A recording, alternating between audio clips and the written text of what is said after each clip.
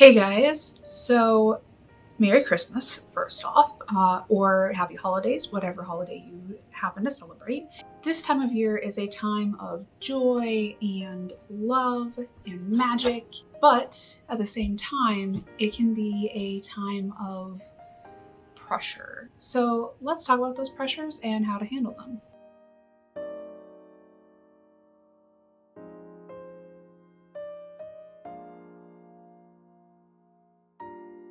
So this time of year means a lot of food and family, and not just family, but loved ones. For some people, that is absolutely wonderful and a great, like, it makes this time of year perfect. But for others, it's the exact opposite. I fall into that second category. Some of the pressures that I feel during the holidays include financial pressures, like around gift giving and being able to give gifts that are within my budget, which is usually pretty close to non-existent. And then on top of that, am I going to be able to spend enough time with the people that I love to make them feel loved? And then if there are people that I do care about but can't see, what am I going to do to make them feel like I care? And then there's the big ordeal of family meals. That whole thing is a whole thing.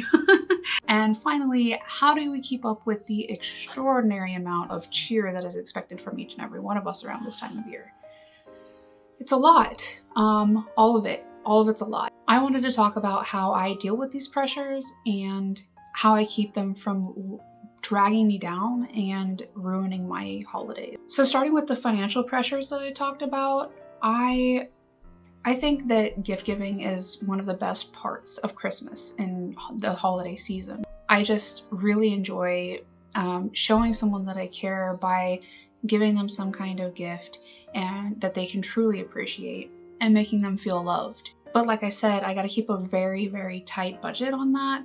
So I tend to struggle with a lot of guilt around not being able to buy the things I want to buy for people. Like, for example, I've learned that I can still do my best to gift someone something that is perhaps more important than physical things.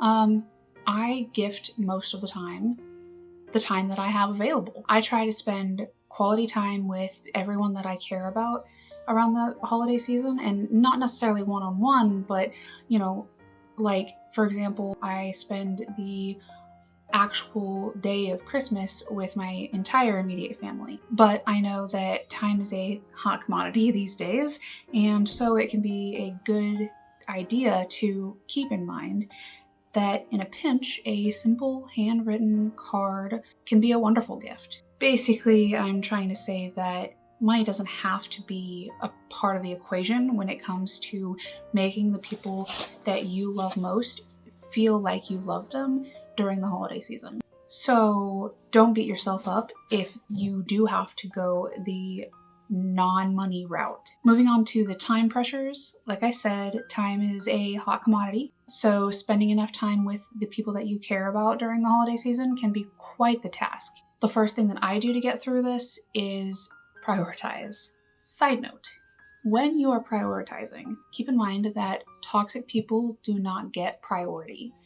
Regardless of who they are, if they're going to bring you down during the holiday season and be toxic and nasty, then you don't have to give them your time. Priority should go to the people that actually make you feel loved and happy. And I know that may sound a little harsh, but I promise it makes a huge difference. So when I prioritize, I actually kind of do it a little backwards than what you might think.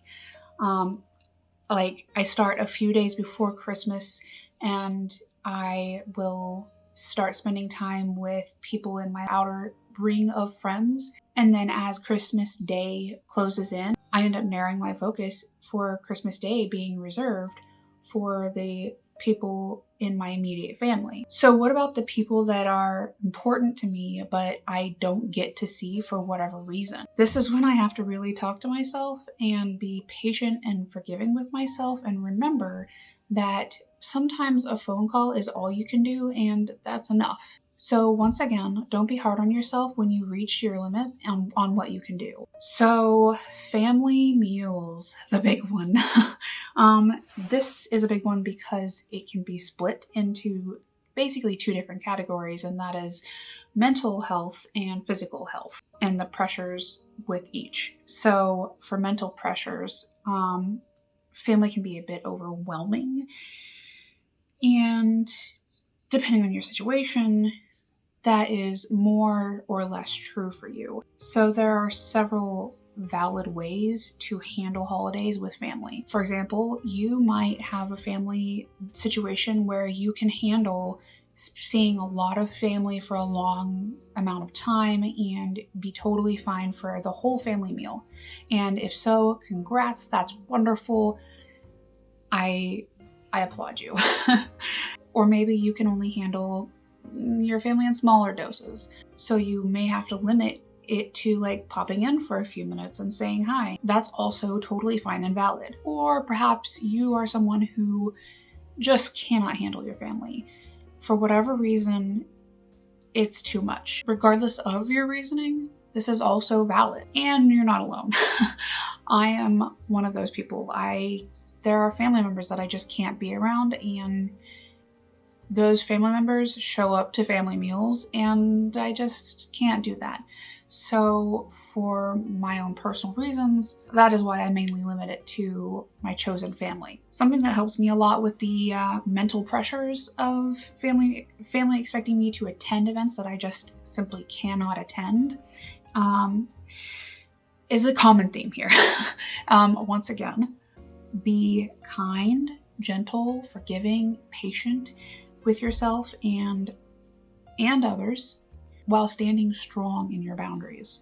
So moving on to the physical pressures of the holiday season. Food is a big ticket issue here. There are so many temptations, and for people like me who have had weight loss surgery, you just can't give in to those. And there are other health conditions that make the holiday temptations more difficult. And you can't give in. So there are a few things that I try to do to help with this. First off, I try to fill up on healthy things, like starting with protein and then vegetables. And then if you get enough protein and vegetables in and you're still hungry, then you can maybe have like a little bit of fruit or something. But limit it to that and just prioritize those three things in the order that I said them, and you're probably going to get through your meal without giving into a lot of the bad cravings. Second, I try to focus on everything except the food. So if there's people, I try to focus on the experience of talking to them, and I try to focus on the holiday itself, what I'm grateful for, those kinds of things. That makes the experience a lot more fun anyway, and cravings do struggle to be important when you're having fun. And third, I remind myself how far I've come. No craving is worth hurting myself and my progress. Some other bonus tips here is to try to treat this like it's any other meal. A lot of people see holiday meals as a excuse or a reason, or sometimes even an expectation to overeat and just completely pig out. And you don't have to do that. Just keep in mind that this is just another meal, really. It's not the food or what you put in your body that makes the meal special. What makes the meal special is the people around you. And as such, you don't have to eat more than you normally would to truly enjoy it and get everything out of it that you want to get out of it. And finally, holiday cheer. This time of year, there can be a lot of pressure to stay in good spirits, even though a lot of us really struggle this time of year. Seasonal depression is a legitimate issue. To be honest, I don't have a whole lot to say here other than it is okay to not be okay. If you take anything from this video, I really hope that you walk away with the understanding that it is perfectly fine to be where you are, be it financially, mentally, physically, socially, whatever. Just be you, and it is okay to have struggles. It is okay to not meet everyone's expectations. be where you are, and that is fine. So that covers my holiday spiel on my tips and tricks to get through the holiday season in one piece. I really hope this helps. So have a great holiday season, and thank you for watching, and I'll see you next time. Bye-bye.